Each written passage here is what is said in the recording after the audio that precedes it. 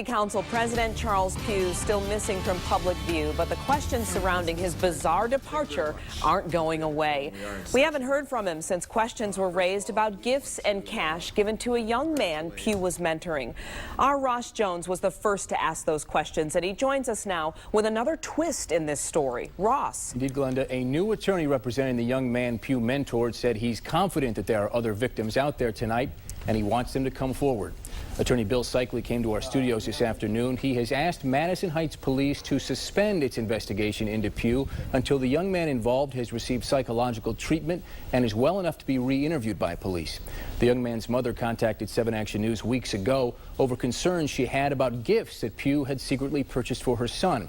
They include a $350 cell phone, new dress clothes, and about $250 in cash. That mother says Pugh had an improper relationship with her son.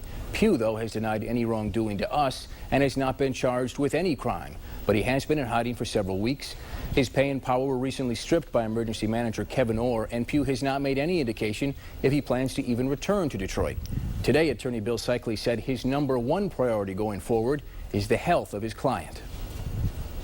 This kid's never going to be well again. This is going to be with him the rest of his life. That's the one consistent pattern we see in all of these cases. Once these kids are the victim, they're never well again. Victims tend to blame themselves in these situations. The people who do these kinds of things are always the most popular, beloved teacher or adult around. That's how they get close to kids. And so they feel guilty. They get a lot of pressure from peers. And what makes you so confident that there are other people who have yet to come forward? Well, I've been involved in a lot of these cases, and it's always been true. And the investigation that we've conducted thus far leads me to the conclusion that this case is not dramatically different. Are you surprised at all by Mr. Pugh's silence? No. Typical? Casebook. Usually people who do such things are silent, and or they deny and then get a lawyer who tells them to be silent.